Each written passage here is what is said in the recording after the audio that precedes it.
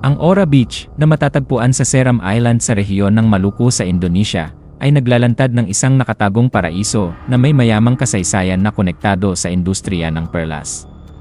Noong unang panahon, ang lugar sa paligid ng Ora Beach at ng kalapit na nayon ng Sawai ay kilala sa saganang likas na perlas na naging paunahing pinagkukunan ng kita ng mga lokal. Maraming mga manghuhuli at mga ngalakal ng perlas mula sa iba't ibang bahagi ng Indonesia at maging sa ibang bansa ang pumupunta dito upang mangolekta ng mga perlas, kaya't naging isang masiglang sentro ng kalakalan ng perlas ang rehiyon. Ang mga kahoy na kubo na lumulutang malapit sa nayon ay nananatiling tahimik na mga saksi ng dating umuunlad na kalakalan ng perlas. Ngunit, sa paglipas ng panahon, naubos ang populasyon ng mga perlas hanggang sa wala na, at nawala ang industriya. Kaya ang mga mangangalakal ay lumipat na sa ibang mga rehiyon tulad ng Papua upang maghanap ng perlas. Hindi tulad ng ibang mga isla sa Indonesia gaya ng Lombok o Sumbawa, ang Seram ay hindi kailanman nag-develop ng pearl farming, kaya ang industriya ng perlas dito ay hindi umunlad bukod sa kasaysayan ng perlas. Kilala ang Ora Beach sa kanyang kahanga-hangang likas na kagandahan, kabilang ang malinaw na tubig, malambot na buhangin, at dramatikong mga bangin ng limestone. Ang lugar ay nananatiling halos hindi pa natutuklasan at liblib, na nag-aalok ng malinis at magandang pagkakataon para sa snorkeling at isang payapang kapaligiran na malayo sa mga turista. Ang beach at ang mga paligid nito ay kadalasang inihahambing sa mga kakaibang lugar tulad ng Bora Bora, kung saan ang mga overwater bungalow at luntiang mga bundok sa likuran ay nagpapaganda pa ng kanyang alindog. Ibinabahagi rin ng mga lokal ang mga kawili-wiling alamat, kabilang ang kwento ng Orang Bati, isang nilalang na kalahating paniki at kalahating unggoy na sinasabing naninirahan sa isla at nagdudulot ng takot sa mga residente. Bukod dito, ang mga natural na fenomena tulad ng malalaking kawan ng mga misteryosong lumilipad na hayop, tinatawag na Lushala birds, ay nagpapataas ng misteryo ng rehiyon. Itinuturing ang Ora Beach bilang isang liblib na paraiso na may mahiwagang nakaraan dahil sa ilang natatanging mga salik, pagkakalayo at likas na kagandahan. Matatagpuan ang Ora Beach sa hilagang baybayin ng Seram Island, Indonesia, na pinalilibutan ng matatayog na limestone hills at malinis na kagubatan. Ang beach ay may malinaw na turkesa na tubig, malulusog na coral reefs, at mga eco-bungalow na nasa ibabaw ng tubig, na lumilikha ng isang tahimik at halos hindi pa naabot na tropikal na kapaligiran na malayo sa mga tao at urbanisasyon, limitadong accessibility. Ang pagpunta sa Ora Beach ay nangangailangan ng maraming hakbang na paglalakbay, kabilang ang paglipad papuntang Ambon, pagsakay sa lupa papuntang Tulehu Port, at sakay ng bangka sa kahanga-hangang limestone na tanawin. Ang mahirap na daan at mahinang kalsada ay nagdaragdag sa pagkakahiwalay nito, na nagpapanatili ng payapang kapaligiran at ginagawa itong isang nakatagong hiyas para sa mga manlalakbay na mahilig sa pakikipagsapalaran. Kasaysayan ng industriya ng perlas. Ang Ora Beach at ang kalapit na nayon ng Sawai ay dati umuunlad dahil sa panghuhuli ng perlas, na umaakit ng mga mangangalakal mula sa iba't ibang bahagi ng Indonesia at maging sa ibang bansa. Ang mga kahoy na kubo na lumulutang malapit sa nayon ay nananatiling tahimik na mga saksi ng nawalang kalakalan ng perlas. Ngunit, nawala na ang populasyon ng mga perlas, at ang industriya ay naglaho, na nag-iwan ng isang nakalimutang kabanata sa kasaysayan ng lugar na nagpapataas ng kanyang misteryo. Kahali-halina ng eco-resort na walang marangyang kagamitan. Ang Ora Beach Resort, na may mga tradisyonal na eco-bungalow na estilo Indonesian, ay nag-aalok ng karanasan na malapit sa kalikasan ng walang mga modernong luho tulad ng air conditioning o wifi. Ang pagiging simple nito ay nagpapalakas ng pakiramdam ng pagkakalayo at koneksyon sa hilaw na kalikasan, na partikular na kaakit-akit sa mga bagong kasal at mga eco-conscious na manlalakbay. Ang mga limestone hills at coral reefs ng Ora Beach ay natatangi dahil sa kanilang kahanga-hangang likas na anyo at ekolohikal na kahalagahan. Ang matatayog na limestone formations sa paligid ng Ora Beach ay bahagi ng dramatikong karst na tanawin, na nabuo sa loob ng libu-libong taon dahil sa mga proseso ng heolohiya at pagguho.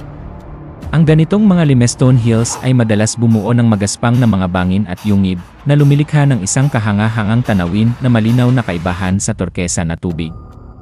Ang mga burol na ito ay kumakatawan sa mga sinaunang deposito ng dagat na naangat at hinubog ng hangin at tubig, na nag-aambag sa liblib at kakaibang atmosfera ng beach. Ang mga coral reef sa Ora Beach ay kilala dahil sa malilinaw na tubig at masiglang biodiversity, na nagbibigay ng mahusay na karanasan sa snorkeling at diving. Ang mga coral reefs ay nabubuo mula sa mga kolonya ng maliliit na coral polyps na naglalabas ng calcium carbonate na bumubuo ng mga komplikadong estruktura sa ilalim ng tubig sa loob ng libu-libong taon. Ang malulusob na reefs tulad ng Saora Beach ay sumusuporta sa iba't ibang buhay dagat, kabilang ang maraming uri ng isda, invertebrates, at mga coral, kaya't critical ang mga ito bilang mga ekosistema para sa karagatan. Ang mga coral reefs ay nagsisilbing natural na panala ng tubig, tagagawa ng oxygen, at tagapangalaga ng baybayin. Ang mga reefs malapit sa Saora Beach, tulad ng ibang malinis na reefs sa buong mundo, ay umuunlad sa oligotrophic na tubig, na tumutulong upang mapanatili ang kanilang kalusugan at kalinawan. Ang komplikadong estruktura ng mga reefs ay lumilikha ng mga tirahan para sa maraming uri ng buhay dagat na nag-aambag sa kabuuang kasaganaan ng marine environment. Ang mga limestone hills at coral reefs ay magkasamang nagpapakita ng dinamiko at masiglang interaksyon sa pagitan ng lupa at dagat. Ang mga coral reefs ay tumutubo sa ibabaw at paligid ng limestone substrate, habang ang mga burol ay nagbibigay ng sediment at nakakaapekto sa lokal na kondisyon ng tubig. Ang ugnayang ito ay lumilikha ng mga natatanging tanawin sa dagat na mahalaga kapwa sa geolohiya at biolohiya. Kamangha-manghang likas na tanawin, ang beach ay napapalibutan ng malalaking limestone hills at luntiang mga bundok, na bumubuo ng dramatiko at magandang likuran na kahawig ng mga kakaibang destinasyon, tulad ng Bora Bora o French Polynesia. Ang puting pulbos na buhangin at malinaw na turkesa na tubig ay nagbibigay ng pakiramdam ng isang malinis at tropikal na paraiso. Na tanging coral reefs, ipinagmamalaki ng Saora Beach ang makulay at malulusob na coral reefs na makikita kahit sa mababang tide. Ang mga reefs na ito ay sumusuporta sa iba't ibang buhay dagat, kabilang ang makukulay na isda at mga pawikan, kaya't isa itong paboritong lugar para sa mga mahilig sa snorkeling at diving, matatagpuan sa isang liblib na bahagi ng Seram Island. Ang Saora Beach ay naaabot lamang sa pamamagitan ng kombinasyon ng paglipad, paglalakbay sa lupa, at pagsakay sa bangka, na naglilimita sa dami ng mga bisita at nagpapanatili ng payapang atmosfera nito. Ito ay perpekto para sa mga manlalakbay na naghahanap ng katahimikan, kapayapaan, at pagtakas mula sa masisikip na pasyalan. Natatanging mga tirahan, tampok sa beach ang mga eco-friendly na overwater bungalows at mga kahoy na kubo sa mga post na maayos na nakikisama sa likas na kapaligiran. Ang mga simpleng ngunit kaakit-akit na mga tirahan ay nagbibigay ng direktang akses sa tubig at kamangha-manghang tanawin na nagpapalalim sa karanasan ng pagiging malapit sa kalikasan, mga oportunidad sa kultura at pakikipagsapalaran. Ang mga kalapit na nayon ay nag-aalok ng pagkakataon na maranasan ang tradisyonal na kultura ng Maluku. Habang ang mga hiking trail at mga biyahe sa bangka patungo sa mga kalapit na isla ay nagbibigay ng karagdagang pakikipagsapalaran at eksplorasyon lampas sa mismong beach, perpekto para sa mga bagong kasal at mahilig sa kalikasan. Ang kombinasyon ng pribasya, likas na kagandahan, at masiglang buhay dagat ay ginagawa ang Saora Beach na isang perpektong destinasyon para sa mga bagong kasal at mga eco-conscious na manlalakbay na naghahanap ng tunay at kakaibang karanasan na malayo sa karaniwang rutang panturista. Malinis na likas na kapaligiran, ang beach ay may purong puting buhangin at malinaw na turkesa na tubig na nagpapakita ng makukulay na coral reefs kahit sa mababaw na bahagi. Ang kalinawan ng tubig ay nagpapahintulot sa mga bisita na mag-snorkel ilang metro lamang mula sa baybayin at masaksihan ang iba't ibang buhay dagat sa halos hindi pa naaabot na underwater ecosystem, matatagpuan sa hilagang baybayin ng Seram Island. Ang Saora Beach ay napapalibutan ng matatayog na limestone hills at luntiang kagubatan ng Manusela National Park. Ang liblib na lokasyon nito, na naaabot lamang sa pamamagitan ng kombinasyon ng paglipad, paglalakbay sa lupa, at pagsakay sa bangka, ay nagsisiguro ng kakaunting turista at isang payapang kapaligiran. Ang pagkakaroon ng maliit na eco-resort na may ilang overwater at beachfront cottages lamang ay nagpapalakas ng pakiramdam ng pribasya at eksklusibidad. Ang disenyo ng resort ay maayos na nakikisama sa likas na paligid, na nag-aalok ng isang tahimik na pahingahan para sa mga bagong kasal at mga mahilig sa kalikasan. Kilala ang Saora Beach sa malulusob nitong coral reefs at masaganang mga species ng buhay dagat, kaya't paborito ito ng mga mahilig sa snorkeling at diving. Ang mga reefs ay mahusay na napangalagaan, na nagpapahintulot sa mga bisita na maranasan ang makulay na buhay sa ilalim ng tubig nang hindi na kailangang lumalim, hindi pa naaabot at tunay na karanasan, hindi tulad ng mga komersyal na destinasyon. Nananatiling halos hindi pa natutuklasan ng masa ang Saora Beach.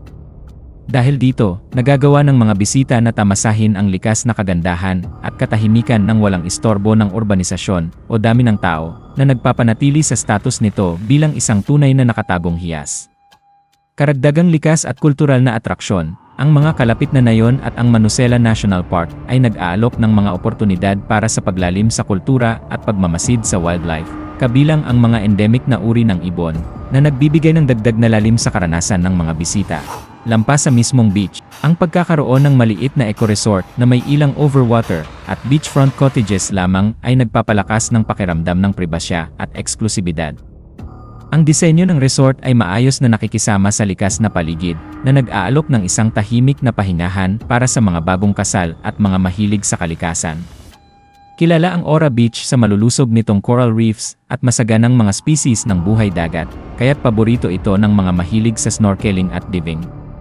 Ang mga reefs ay mahusay na napangalagaan na nagpapahintulot sa mga bisita na maranasan ang makulay na buhay sa ilalim ng tubig nang hindi na kailangang lumalim, hindi pa naaabot at tunay na karanasan, hindi tulad ng mga komersyal na destinasyon. Nananatiling halos hindi pa natutuklasan ng masa ang Ora Beach. Dahil dito, nagagawa ng mga bisita na tamasahin ang likas na kagandahan at katahimikan ng walang istorbo ng urbanisasyon o dami ng tao na nagpapanatili sa status nito bilang isang tunay na nakatagong hiyas. Karagdagang likas at kultural na atraksyon, ang mga kalapit na nayon at ang Manusela National Park ay nag-aalok ng mga oportunidad para sa paglalim sa kultura at pagmamasid sa wildlife, kabilang ang mga endemic na uri ng ibon na nagbibigay ng dagdag na lalim sa karanasan ng mga bisita. Lampas sa mismong beach, naniniwala ang mga lokal sa Seram Island sa isang mahiwagang nilalang na tinatawag na Orang Bati, na inilalarawan bilang isang nilalang na kalahating paniki at kalahating unggoy na lumilipad at naninirahan sa isla. Ayon sa alamat, ang nilalang na ito ay nang-aagaw at kumakain ng mga bata na nagdudulot ng takot at misteryo sa mga residente. Tuwing gabi bandang hapon, libu-libong maliliit na lumilipad na hayop na tinatawag ng mga lokal na Lushala birds ang nakikitang lumilipad palabas mula sa mga bundok malapit sa Ora Beach sa isang mahabang linya na parang usok. Sinasabing may buntot at mukha na kahawig ng daga ang mga nilalang na ito, kaya't iginiit ng mga lokal na mga ibon ito at hindi paniki.